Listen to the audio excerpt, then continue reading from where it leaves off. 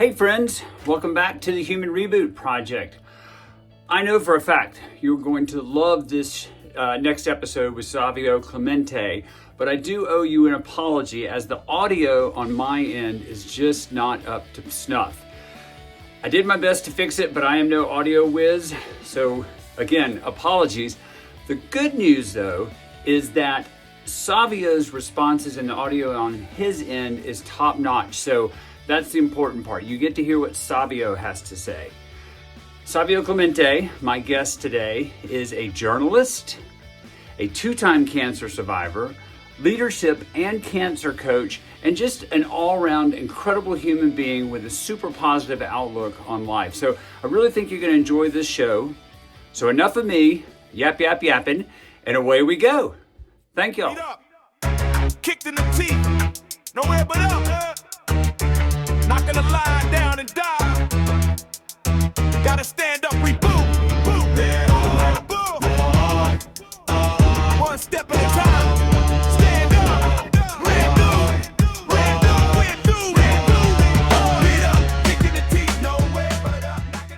Hello and good morning.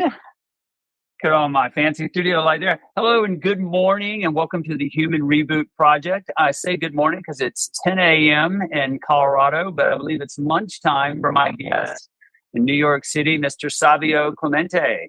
Savio, welcome. Jay, thank you. I really appreciate it. On this snowy morning here in New York. Yeah, well, we've got nothing but sunshine and zero snow in Colorado. I know we were just talking about that. It's weird not to have snow in Colorado.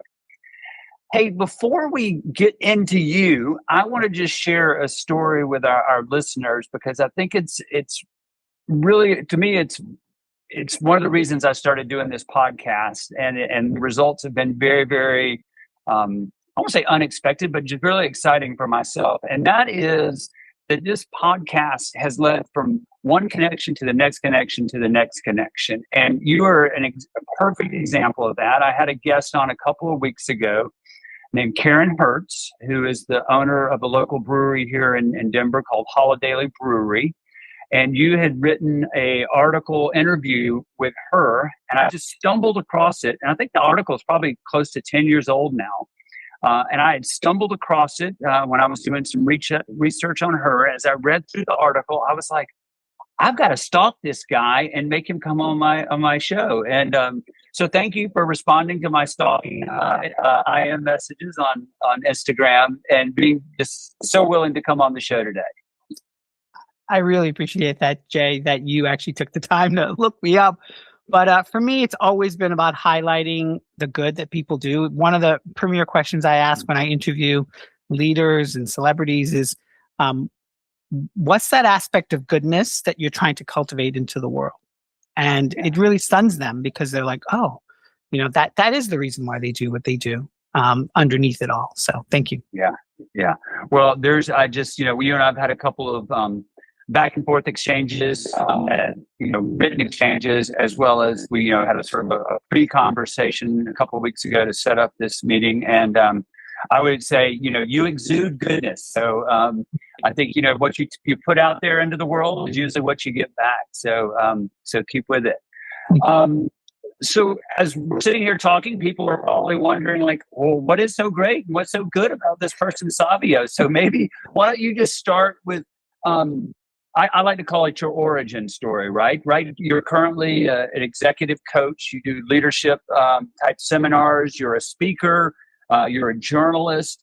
But let's rewind and maybe just sort of take us back, as far as you want to go in your childhood. Like, what is it that made Savio, and how did you get to where you are now? Yeah, I was always one of those kind of introspective, shy, curious types. I always knew what was happening in my surroundings. I was like hypervigilant, which is probably not a good thing, but I did grow up in the 80s, so I think that was needed to some degree, especially in New York. So I grew up in New York, about an hour north from New York City in a county called Westchester. Really great upbringing. If you remember the show, The Facts of Life, back in the day, they talked about this town called Peekskill. I grew up in that town called Peekskill. A real place. It's an actual real place. There was no school. It was obviously filmed in LA, but in any event, it was great. But I honestly say my life or my eyes opened up when I went to college in New York City. I went to school at Fordham University in Lincoln Center, right in the heart of Manhattan. And I was just surrounded by so many different, unique, that was the grunge period of the day. So it was very interesting to just be around so many different types of kids and different types of experiences. It challenged me. I'm not going to lie. There was a lot of things, especially my first year, that really, I had to confront, but I'm glad I did. And then I lived in the city for many, many years. And now I'm back in a different part of Westchester County. But I guess my origin story and why you invited me generally is my bouts with cancer. So my life up until 38 years old was pretty okay health-wise. I was always doing the right things. I saw a naturopath who basically it's someone's doctor who analyzes your blood and then tells you kind of what kind of foods and dietary structure and vitamins and things of that nature. I saw him for about 6 years prior to my diagnosis. And on a trip to Amsterdam, Paris, and London with a friend, I just noticed that when I woke up in the morning, my sheets were all drenched. And I'm like, well, that's weird because I'm in Europe. So it's not like the weather. Right. It's not like I'm in, Phuket, Thailand or something like that. I'm like, okay, well, it is what it is. And I just noticed that my energy levels were really low. So I came back to the States. I saw my naturopath a couple weeks later and he's like, because what ended up started happening is that my stomach started getting distended and I started getting belabored breathing. And so he's like, Savio, this is really weird. He's like, I've known you for a while, my friend. He's like, I think you really need to go and get mainstream medicine, go get a sonogram. I'm like, sonogram? And he's like, yeah. So I got a sonogram. They wouldn't let me leave the office after I got the sonogram for like an hour and a half, told me to get a relative to come pick me up. And I'm like, I have my car at your parking lot. And they're like, no. And so I went with my dad. Fortunately, he was in town. And they admitted me to the hospital. And then about a day later, they told me I had diffused large B-cell non-Hodgkin's lymphoma. At the time, it was stage 3. I was bedridden for about a week. I was in the hospital for about 15 days. They had to distend. They distended about 8 liters of fluid from my abdomen. And I was really sick. Fortunately, they also told me that I had to get my first round of chemo before they discharged me. And then subsequent to that, I had 5 other rounds every 3 weeks. And in about 4.5 months, I received my remission status. So I got diagnosed in July of 2014. And then December, like I think a few days, like a week before Christmas, December of 2014, I was told I was in remission. I was in remission for 10 years. And then that's amazing. We can talk about the rest. Yeah. I do want to talk about the rest, but I just want to stop and pause on a couple of things that you shared, and thank you for sharing. The first is I've seen this theme. So I've had a lot of my guests have had cancer, but not all of them. Some of them other types of serious illnesses. But a theme that I am starting to see, a positive theme, is that these people did not ignore their symptoms, or they didn't ignore them for very long. And it sounds like your symptoms were pretty much impossible to ignore. So hats off to you for being self-aware and realizing the symptoms, as well as your naturopath that you were seeing at the time. I think some people think that, and I'm not an expert on this, but I think a lot of folks who might believe that people who maybe don't practice traditional Western medicine poo-poo it and say that it's not necessary, but that doesn't sound like that was the case with the person that you were seeing. No, he knew something was wrong. He said to me, I could see 3 things happening here, but he's like, I don't want to, jump the gun. And he didn't even tell me what those 3 things were. Yeah. But I did. I was at least aware enough to listen to my body. Yeah. Especially the symptoms were just getting, worse and worse. And so I did what I think most of us do, which is we try to adapt to whatever the situation is at hand. And I kind of did that. Yeah. But prior to that, I wasn't even like I didn't even take aspirin for headaches. Like I Yeah. didn't do any of that stuff. So, and then here I'm taking like high doses of chemo, which is really hard. Yeah, super hard. I've never.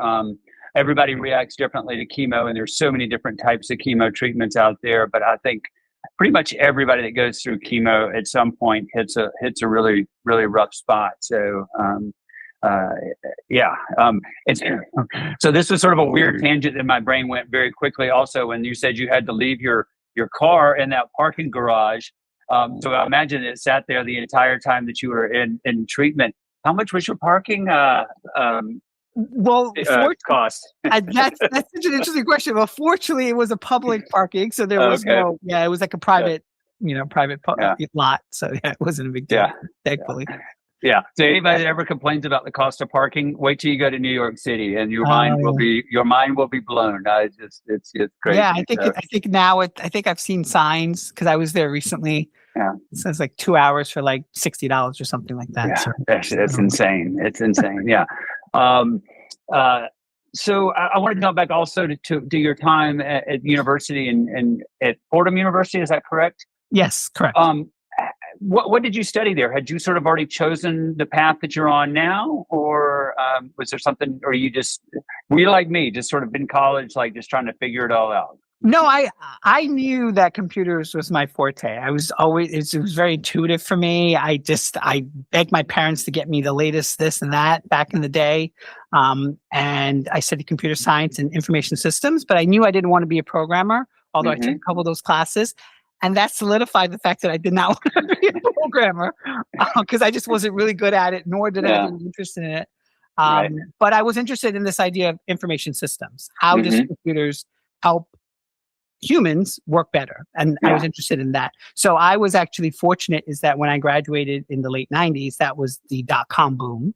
Yeah. And so there was many opportunities at my disposal. I met some really good individuals at the time. Unfortunately, one of them passed away in 9/11. Sorry to hear that. Yeah, thank you. And so he gave me a couple of opportunities. He knew recruiters. So I worked in some really great, interesting startups back in the day.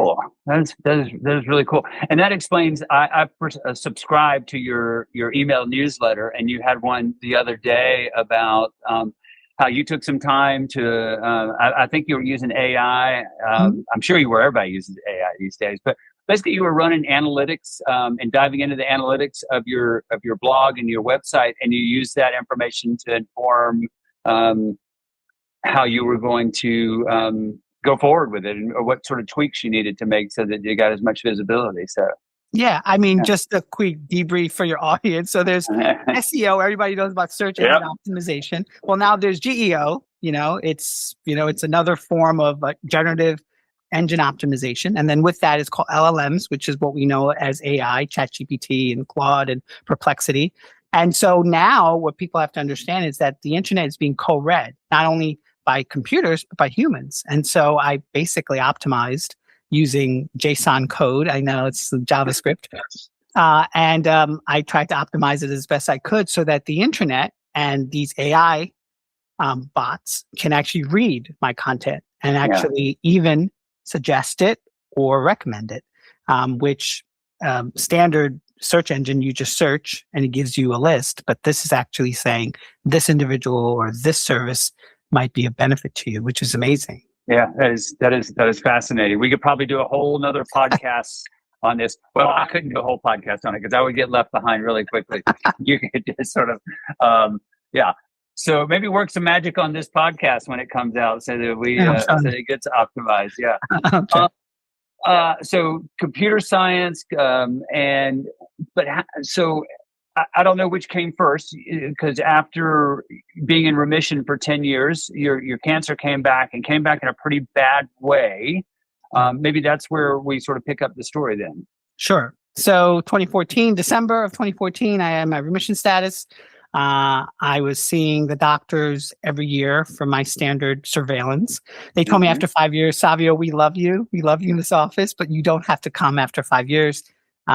It's really less likely to come back. But I was like, can I? Like, of course you can come every year and, do blood work. So I was on my 10th year of doing blood work. I saw my oncologist. It was a new one because the other one retired.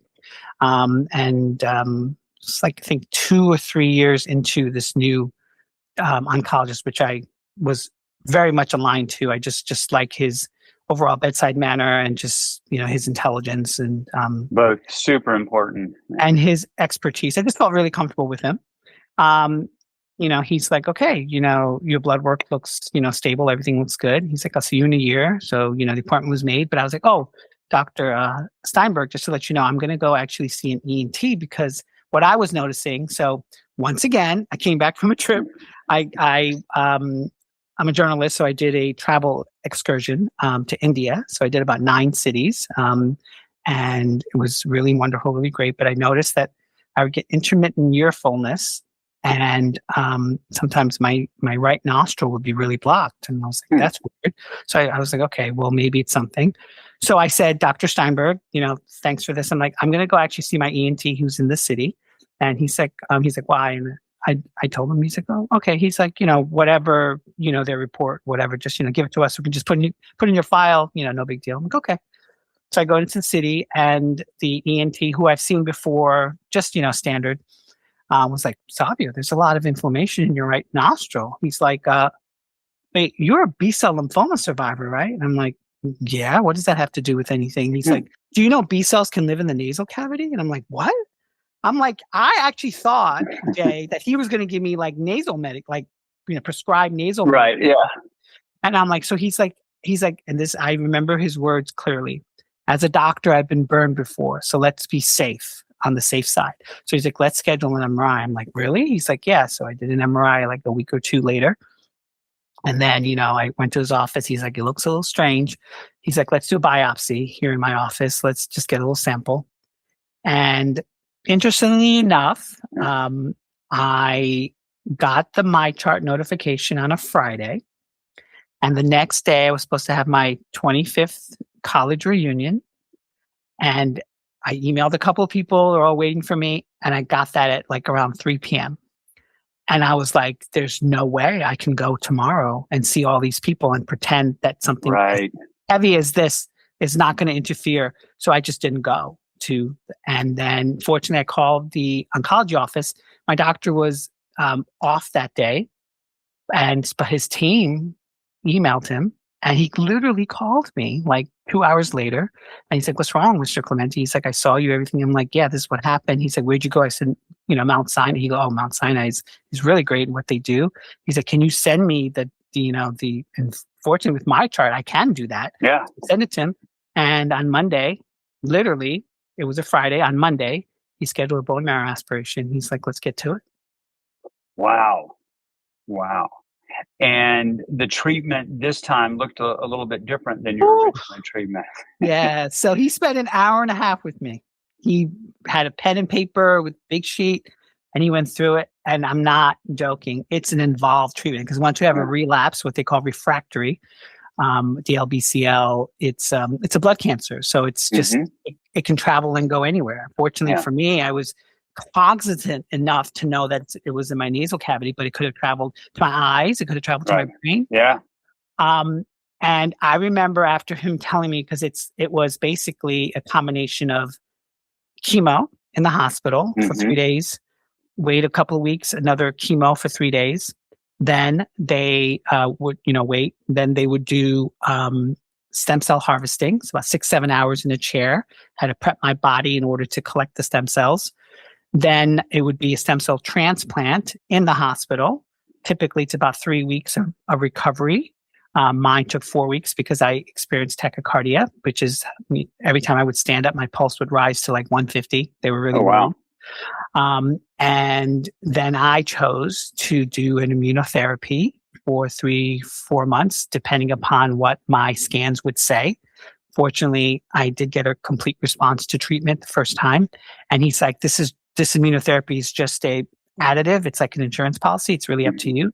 I spoke to my sister. She's like, why would you want to spend another 4 to 5 months of treatment when you're clear? I'm like, because if it comes back, you can't do any of the treatment protocol. And then I would wonder to myself, well, why didn't I do it? Sure.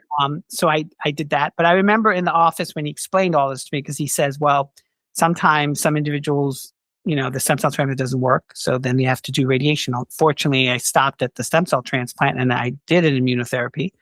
And I remember just looking at him and being like, Dr. Steinberg, do you really think this is going to work? Do you think I can actually do this? And he looked at me confident as ever.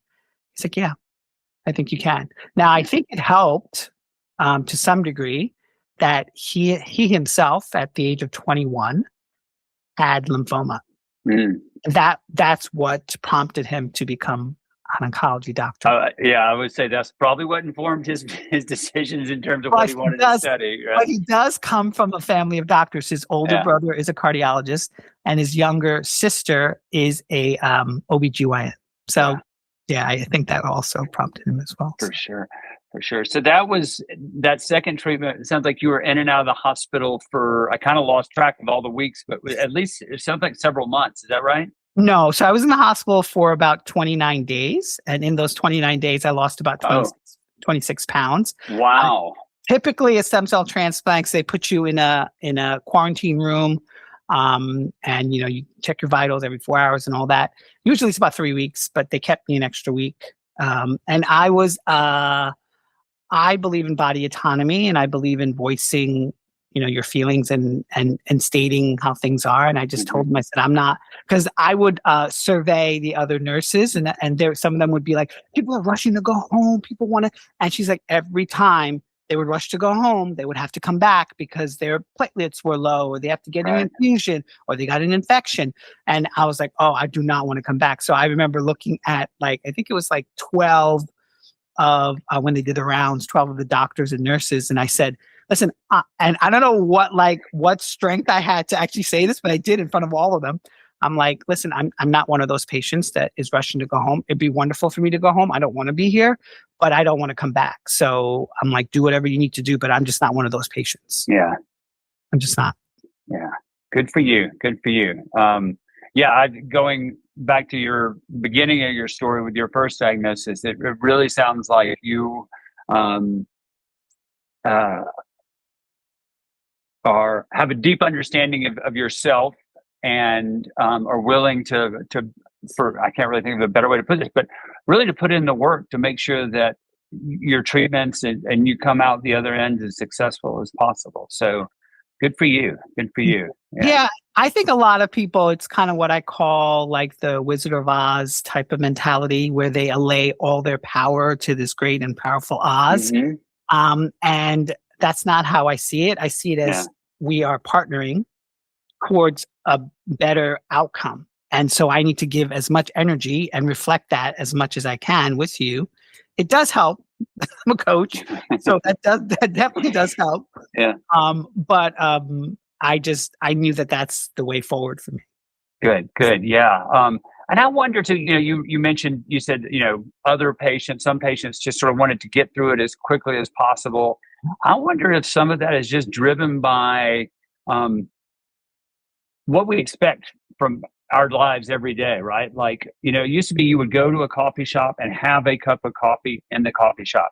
Now we don't even get out of our cars for a cup of coffee. We don't cook. I'll say blanket statements here. We don't cook anymore. We just hit a couple of buttons on our tap our screen on our phone, and somebody drops it off for us, right? It's we've just become this society of rush, and again, sort of going back to you were willing to, maybe not thrilled about it, but you were willing to put in the work to make sure that the outcomes that you saw were as positive as possible. Yeah, I mean, I think when it comes to healing, there's no linear path and way forward. Like I said, nobody wants to be in the hospital. I don't want to hear the noises. I don't want to see those lights, but you're in it. So you have to be okay with the discomfort. And I think most people don't embrace that. They just want that to be over with. And that's great for it to be over with, but you have to be present to the moment. So even though things sucked, and even though I didn't want to be there, I knew I had to do what I had to do. And so I'm like, well, how can I make this experience as palatable as possible? Yeah. Given the circumstance. Yeah. So that to me sounds a lot like some of what you hear in mindfulness and meditation. So maybe talk to me a little bit about that. I don't know if you're a practicer of meditation, but I mean, I'd just love to hear, sort of unpack some of what you were thinking and how you approach that from a mental standpoint. Sure. So I've been consistently meditating since 2001. So about now 20, 25 years. I started off with a couple minutes a day. Now I'm up to 20 minutes a day. I don't have any formal meditation practice. There's so many out there. So I think what resonates to each person is what resonates to you. I don't believe in lotus position and all that. I just believe in kind of lying down, listening to instrumental music, and just being present with the body and just seeing where you are with that experience. So other people, they want to figure out things and that's wonderful. That's great. That's like mindfulness, Vipassana and all that. But for me, if I don't get that, Jay, in the morning, and I do it in the morning after I wake up, I feel off, and it's not psychosomatic. Like I'm not like, I really feel off. Right. And of course I've missed it a few times, travel and different things like that. Yeah. But that was the tenet. I can't say I did that every day though in the hospital, just because, we're all creatures of habit. And so I needed yes, I had headphones and I could maybe simulate that, but you can't stop someone from coming into your room. They don't tell you what time they're doing rounds. They're like, nurses are coming and giving you like your meds. Like I couldn't so it's funny because I have two siblings, two sisters. One lives in California and one lives here in New York. And the one in California was just recently over because we had a family wedding.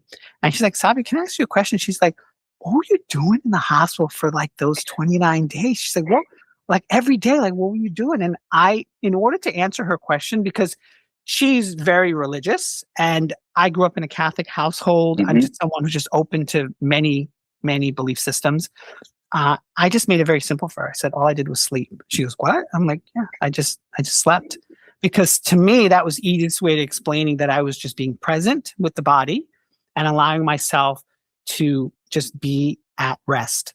And like, when I mean rest, I don't mean like sleeping rest. I just mean rest, like letting the mind, letting stillness enter, letting silence enter my experience. And so that was the best way that I knew how to cope given the situation, because you're pretty much powerless when you're in the hospital. They tell you to walk around, but sometimes you can't. I had tachycardia, so it's like, it's like, is that going to beep every time I start walking? Right. So, yeah. That's so I meditate as well, and it sounds like we sort of approach it the same way. I have no formal training. I've used apps, read some books. Sometimes I really doubt that I'm doing it correctly, and then I have to remind myself that, like to your point, that there's not really a right or wrong way. Well, I guess there could be a right or wrong way, but for me, it's what the person gets out of it is really the most important thing. But I try to meditate in the morning too, because I look at meditation as like breakfast for the brain. Just like, we know that breakfast, a good breakfast in the morning is good for the body. It sort of, tops off your energy levels, gets the engine going. I look at meditation in the morning as the same way. It's just this, it's a way to set your brain for the day, top it off, get it in a good spot, and get on with it. So that's interesting. Yeah, thank you for sharing that. Thank you for sharing that. Absolutely. I'd like to also talk about, so there was this point where you're the computer guy. When did you become the coach guy, the TEDx guy? How did that transpire? I would say it was probably like after 5 years of being in remission. So in like 2019, right before actually COVID, I knew something was rumbling. I could feel it, but I think I was apprehensive because I had to hit that 5-year mark. Like it wasn't a guarantee, but I'm like, if I build something off of my lived experience of having cancer and I'm in remission now, it's not been 5 years, then it all tumbles, it all collapses. So I think I was waiting for that 5 years, but it wasn't like I was actually waiting. It was more like an intuitive sense that I was waiting for it. And then I just started, taking classes. I was like, I think I want to be a coach. And I first started coaching cancer survivors because I wanted to, reflect back what I've learned and, what they've gleaned and what they've gained. And it's, it started building. And then of course the world shut down. And then I started going on this hamster wheel of just getting more certifications because I wanted to be really good at what I did. And so I became a board certified wellness coach. It's the same. It's given by the same governing body that gives doctors, their MD status. So I wanted to make sure I was really proficient in knowing, like they call it, the theoretical model of change, like taking people on the stages of change, why they change. Because it's not what I've learned and what the research has shown is that it's not that people don't want to change. They just don't know how to change. They don't know when they go from like thinking about it to acting on it to fostering it. They just don't have any clue. Right. And so that's why change doesn't really occur. And so that was like a big wow.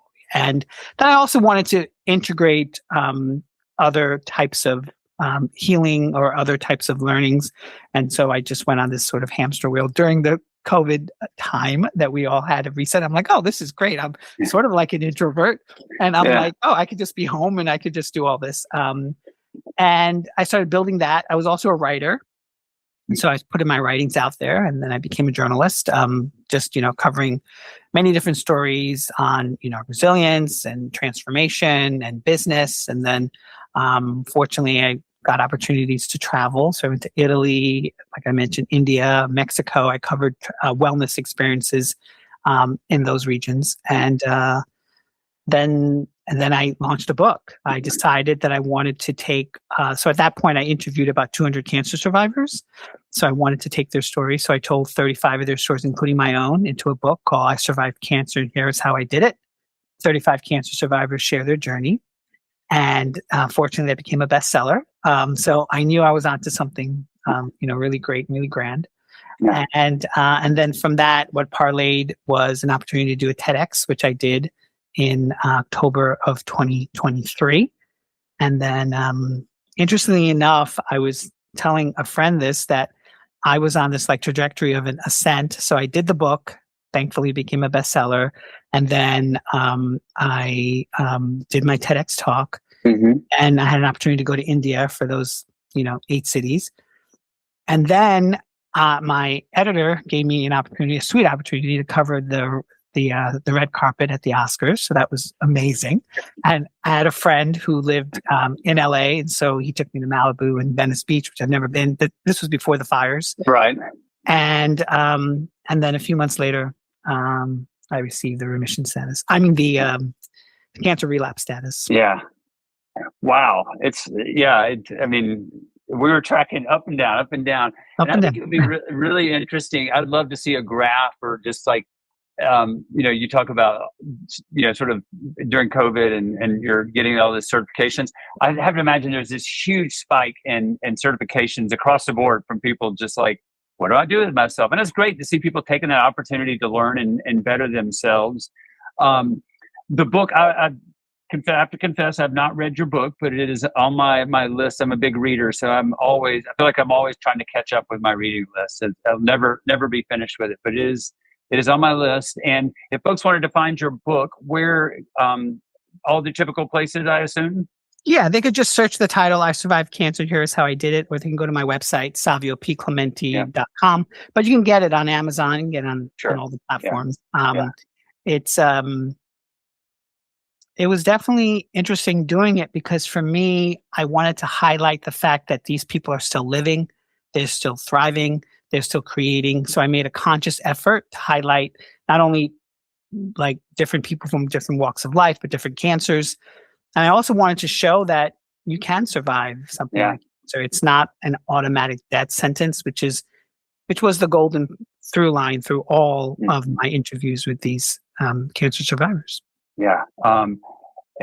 Sort of going back to my intro at the beginning of this podcast is really, it's uncanny to me, very serendipitous that, that's sort of in very general terms, the theme of this podcast, not just about cancer, but how do people move through a really tough spot in their lives and what that transformation looks like and hopefully how they come out stronger, probably definitely changed on the other side of that. So I'm looking forward to digging into your book. I have, and we'll put a link in the show notes where people can, some resources where they can find your website as well as the book. But I'd also would direct them to your TED Talk. It's on YouTube. It's called 7 Minutes to Wellness: How to Love Your Inner Strength. And it is, like it says, about 7 minutes long, but a very, very powerful story that you tell up there on stage. How did that come about? So I think that whole aspect of how to love your inner stranger, people are always so confused by it. They're like, what do you mean? I'm like, what do you get from it? Because I want people to think about it and chew on it and reflect on their own lives and what that actually means. But for me, I start off my TED Talk with a very simple question. I said, have you ever struggled to recognize your own reflection? And it like deadpan, people are like, stop, it's an interesting question.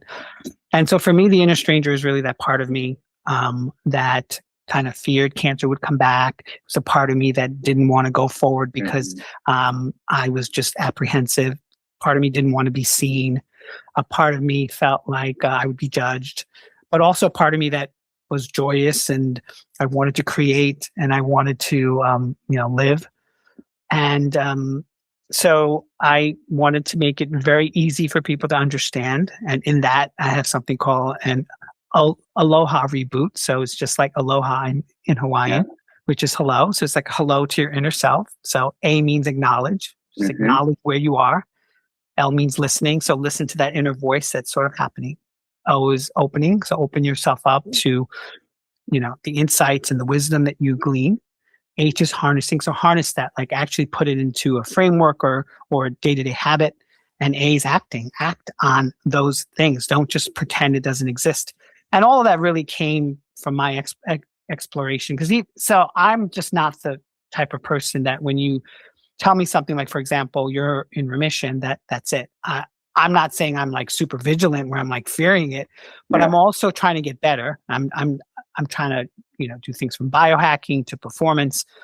And so I studied something called Huna healing, which is Hawaiian healing modality. And from that, there's an offshoot called Ho'oponopono, which is about 4 phrases that people say. It's just basically, I love you, thank you. And it's really about this idea of forgiveness, like forgiving yourself, forgiving other people. And so I wanted to put that into a TEDx talk that would be approved. So people have this misconception because TED and TEDx is about the idea word spreading. And they're very clear because even though it's a TEDx organization that's under the umbrella of TED, they still have to get approval for them. So there's some talks that they just won't publish. Even if you give the talk, they just won't put it on their platform because it's in the realm of non-supported from scientific evidence. So when you talk about healing and wellness, you have to be very careful. But because I'm board certified, they allowed me to do that, and I could do that credibly. And I'm also a journalist who covers wellness experiences, performance of that nature. So they allowed me to do it, and I was fortunate. Good. That is awesome. And going back to Aloha, I have a really good friend who is Hawaiian. She lives in Boise, Idaho, which has a very large Hawaiian population. Oh, I didn't know that.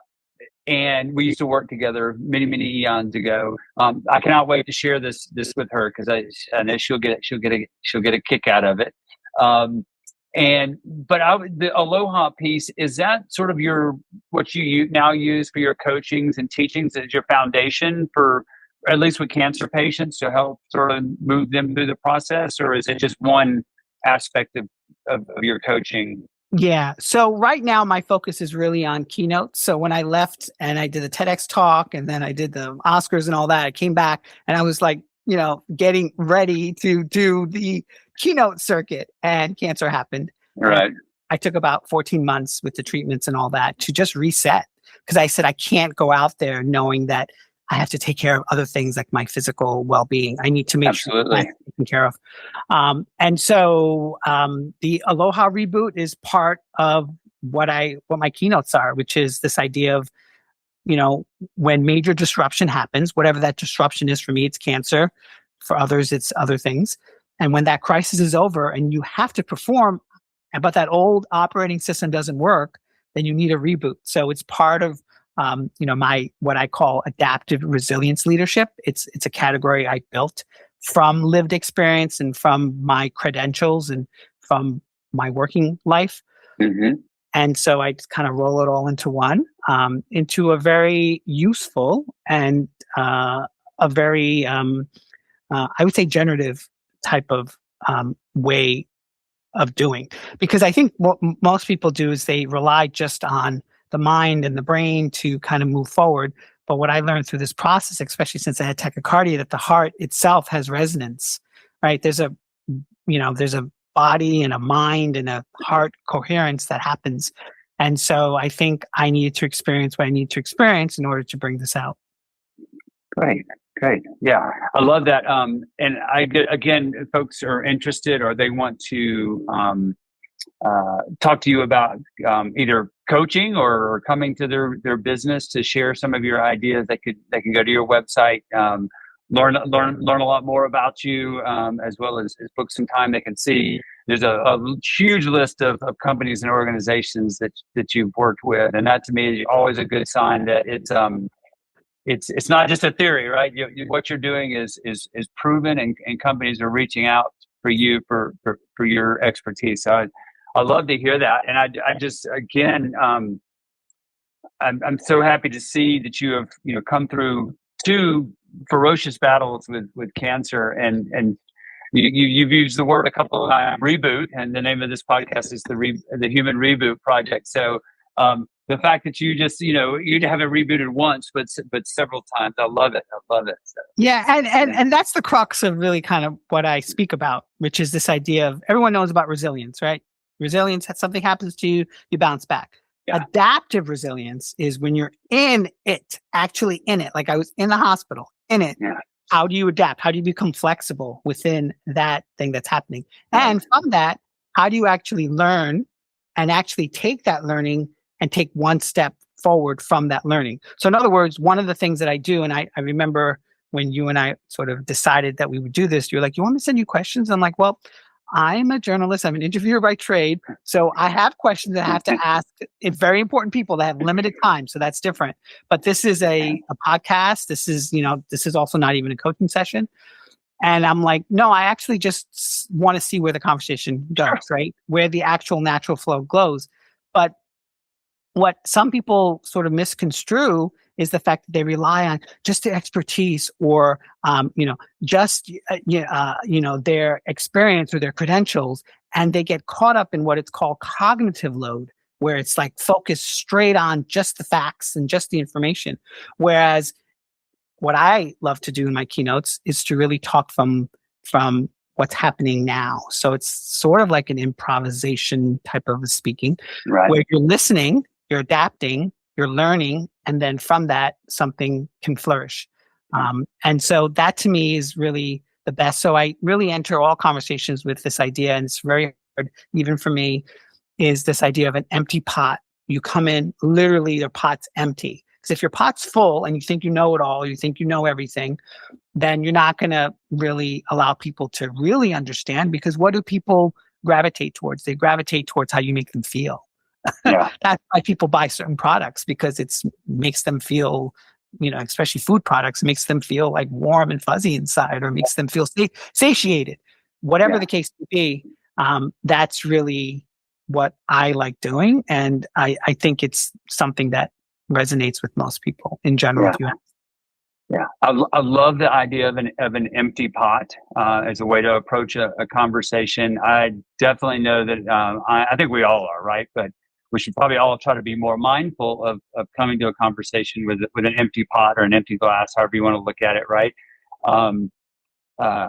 Because that's how we learn. That's how we learn more about each other. And I think maybe in our current political climate is it seems everybody's coming to the conversation with their pot overfilling because they think they're so right. So, and I'm not just I'm talking about both sides here, right? So and not only that, but people are coming in with a plethora of content, because now not only are you generating it, and not only are you searching for it, AI is giving it to you on a silver platter. So it's like, well, do we need more information, or do we need more understanding? Do we need more intelligence, or do we need more wisdom? And that's the questions that I really like to delve deeper into. Love it. I love that. I love that. I also, when you were talking about adaptive resilience, I'm a big sports guy. Mainly cycling. That's my thing. I love participating in it. I love watching professional cycling. And I listen to a lot of podcasts and stuff with different cyclists. And I've never heard them call it adaptive resilience, but it just occurred to me that a lot of times what they're talking about. So listening to a training podcast, and they might be interviewing a professional cyclist, and it seems that often what really separates the professional cycling, professional sports, everybody is way up here, right? And then the people that win, the margin is like 1 or 2%, if even that. And I feel like that the ones that really thrive are the ones who understand adaptive resilience. So I'll just use a cycling example. You're in a group of cyclists in a race, and you get dropped off the back because you can't keep the pace on the hill. A lot of people just give up, call it a day. But then you'll see that one person who they use the term chewing on their stem. They're just trying so hard. They're bent over the bike, and they claw their way back, whether it's at the top of the hill or coming down the other side. So, one, am I getting that right? And two, I'm curious, do you work with, you live in a huge sports city, New York. Do you work with any professional athletes? I don't work with any professional athletes, but I have interviewed Venus Williams. So that was, she was very, she's a pretty good player, I've heard. Yeah, no, she's a very good player, but in terms of interviewing, she knew her talking points, right? She was really great. And I even asked, the PR rep afterwards, I'm like, was it me? Was it off? Because, I'm always trying to create synergy between me and some interviewing. She says, no, that's just how she is. And I got it. You know why I got it? Because she has trained for it. She knows what actually training is. Yeah. And the difference between, like you said, that margin of error is the fact that, okay, you know your stuff, right? But as they say, when it comes to any creation that you're trying to create, it comes through you.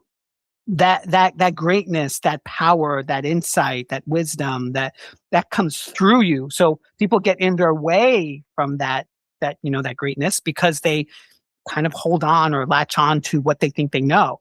And so it was a great interview. Don't get me wrong. It was wonderful. But I interviewed other people like Ice-T, which was very interesting because he just himself and, expletives and that's him.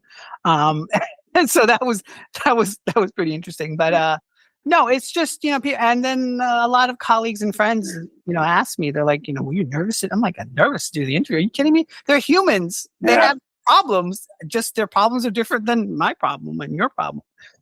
So, we're all the same, just trying to figure it out. But for the most part, if I had to encapsulate adaptive resilience, it's really this idea of catch and release. It's like I'm catching what's happening now and I'm releasing what I need to release, but I'm learning from that experience. I'm not just thinking about bouncing back. I'm not just thinking about the finish line. I'm thinking about how do I actually make sense of this and how do I actually get better in the moment. And that takes a lot of focus because it allows you to get out of cognitive load and allows you to become more sort of in touch with self. And that's a little unnerving to most people. But when you do that, you become a much more freer person. I think that's what we're all looking for is clarity and freedom. Yeah. Wow. It just makes me just want to, I might have to bump your book up a little bit further up on my reading list so I get to it sooner because I'm just really excited. During this conversation, I'm like, I need to know more. I need to know more. So really looking forward to digging into that.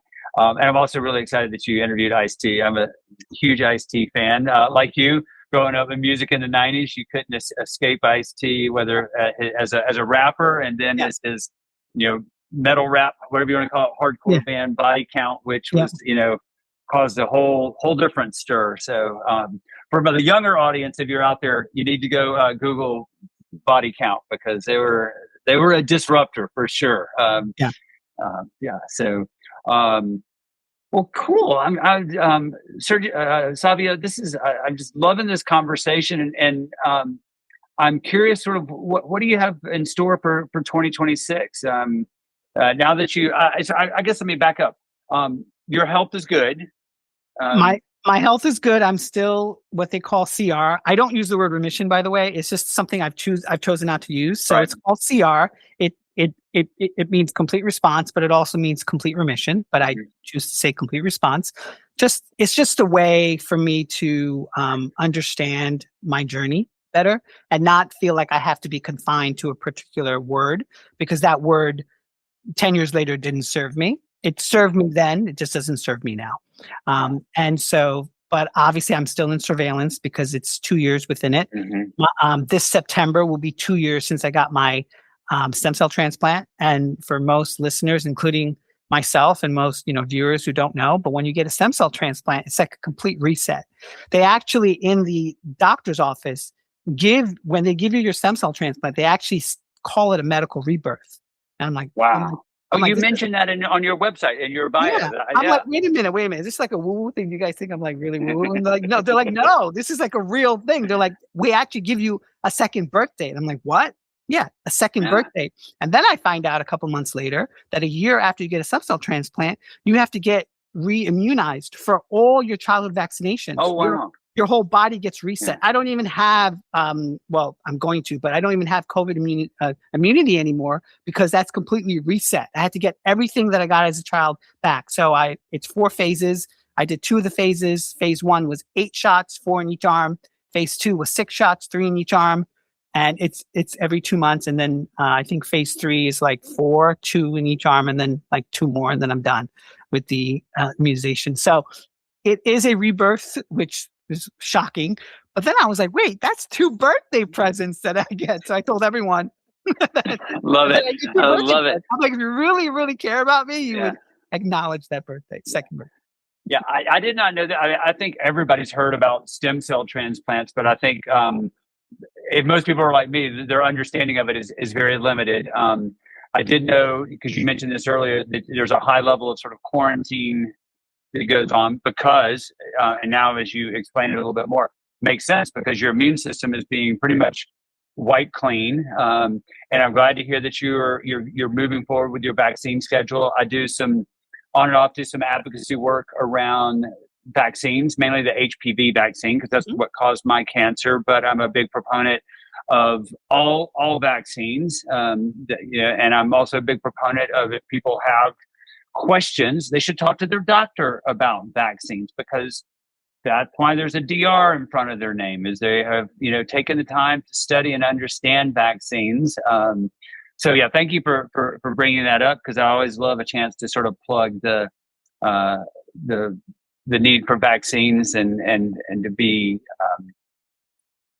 it's just another way for people to embrace their own health and take care of themselves with the guidance from their doctor. And I'm glad to hear that your treatments are going well. So yeah, I think what's important, especially in the polarized world and hyper content driven world that we live in, is that I do think people need to make informed decisions for themselves. Absolutely. I do believe in body autonomy. I do believe that you have to listen to self, but you also have to listen to evidence and science and truth and weigh that.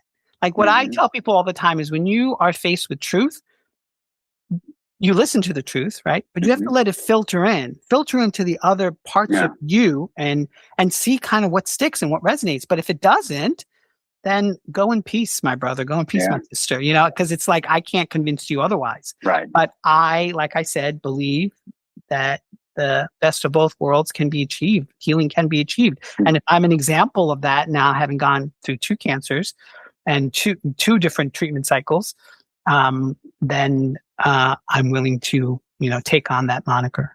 Okay.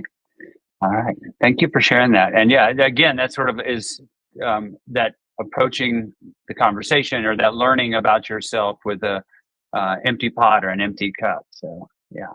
All right. So 2 years into your new birth year, or new birthday, new you. But it sounds like you're sort of in a place where you could really continue to sort of move forward with those other things that you're passionate about: your coaching, your career, your writing, your journalism. What does 2026 look like for you then? Yeah, so I was waiting for getting my immunization because I couldn't travel internationally. I was like really afraid. So now Hard to be a travel writer if you can't travel, I right? can, yeah, and not only that, but like speaking internationally. Yeah, sure. Really, I wanted to just do it domestically, and so that's a focus of mine. Some opportunities have come my way to be part of a advisory board positions have come my way. Obviously, you know about my writings. I have a newsletter that comes out every week. It's really about sort of resetting that operating system. That's where we want to create performance, but how do we do that? And also, my journalism work. I couldn't go to CES because of the vaccinations, which is a computer electronics show. But I just covered a product which is interesting because it's a wearable that actually uses TCM, which is traditional Chinese medicine, and actually uses like 8 million algorithms in order to detect the vital organs like the spleen, liver, and it actually gives you a quantifiable number to see where you are on that scale, which I thought was really fascinating. So I did a story on that. So I'm going to do a story on HyperIce, which is the performance-based. So I'm doing a story on them, and I have a couple of other things coming up. Obviously, I have my executive coaching, but I'm just looking forward to 2026, just living, breathing, being alive, and just being of service because I think I'm still here, obviously. And I know people say that all the time, but I think I'm here at least to tell the story because it's medicine that can be shared. And I've lost since I got diagnosed last June of 2024, I've lost about 8 people to cancer. So, wow. So it makes you kind of question. And some of them, it was their first go around with it. So, but I honor them, and I know I need to, carry that truth forward. So. Yeah. I'm sorry to hear that. And from our conversations and what I know about you, I can't think of a better person to continue to carry their memory, carry your work, just to maybe help and prevent someone else from going through what yourself as well as your friends have gone through. So here's to a good 2026.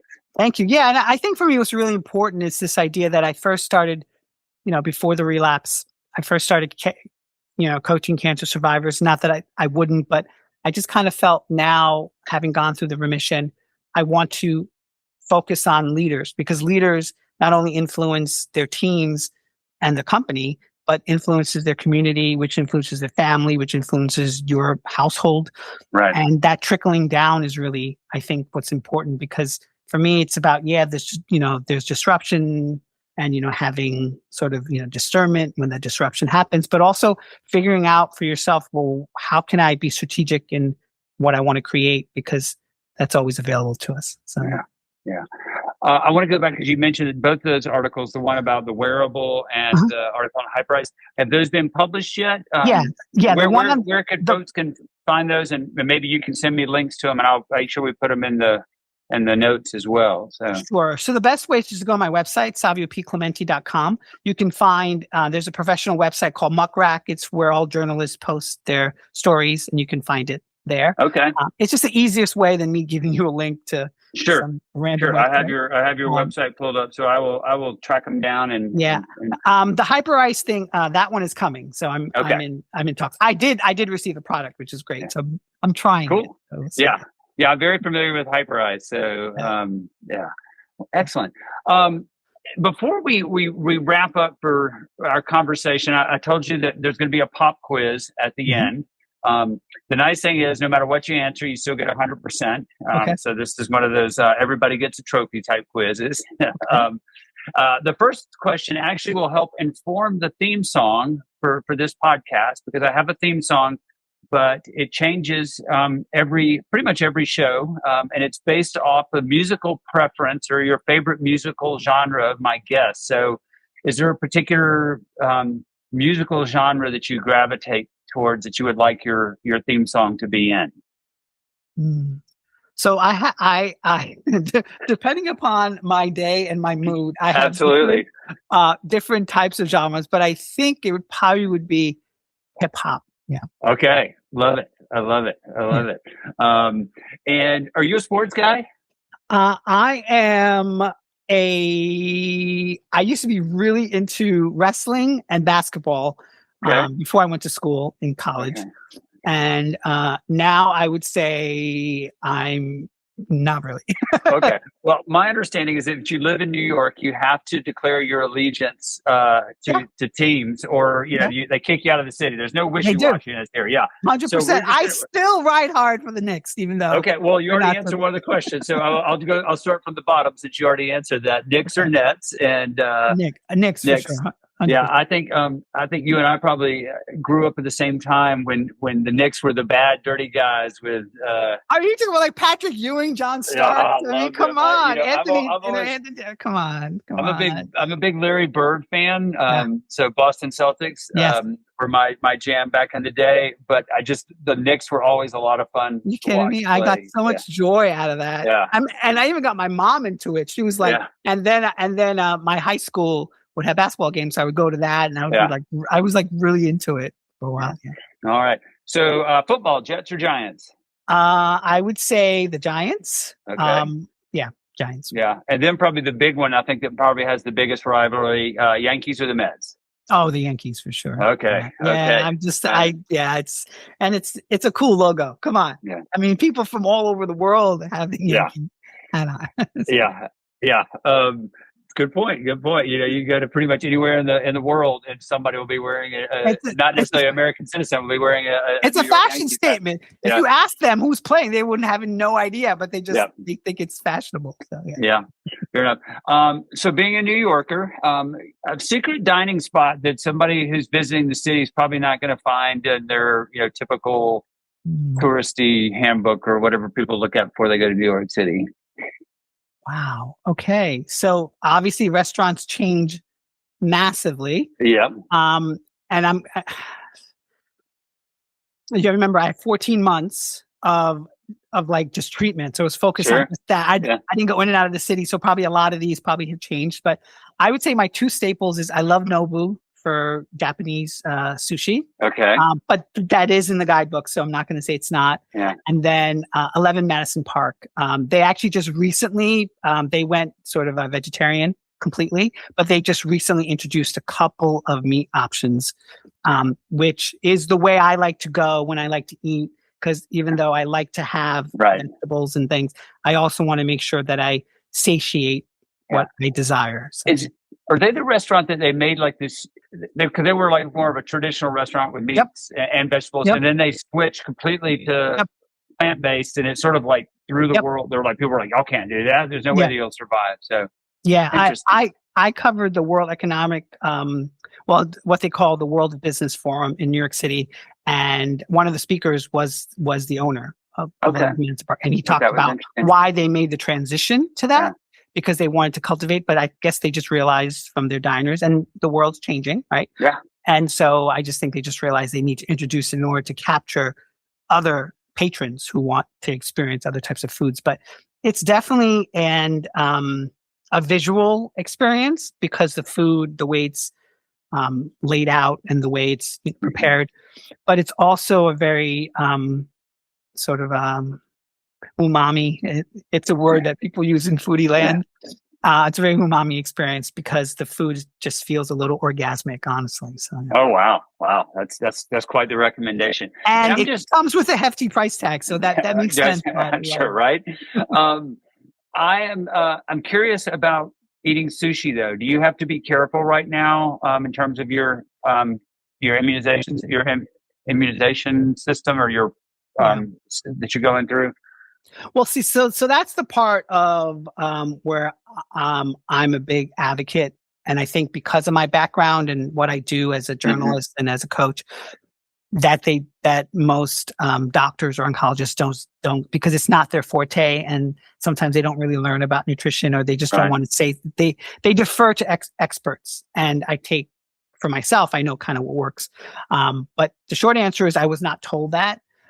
Obviously, when I was going through treatment, I was told that, but post-treatment, I was just told live your life as best as you can. So I'm technically in surveillance mode.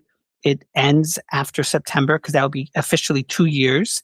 But I don't have it often. So it's not like, and I only go to places where I've had it before and I have never had a problem. Like Nobu, like I had a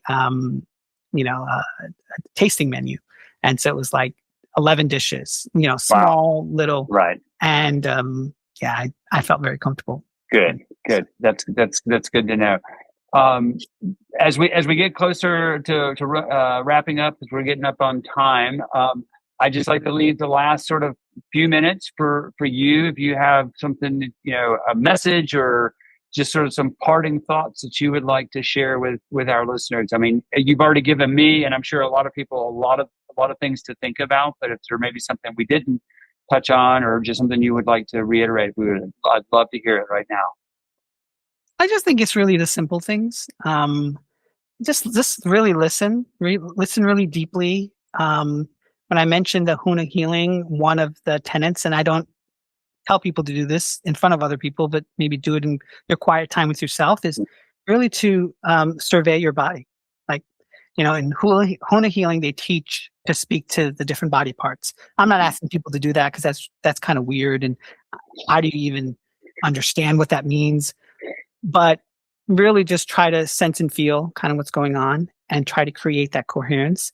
And I would say lead mostly with the heart. I know it's a hard thing for me too, because most of us live in a world of information. So we want to distill that information.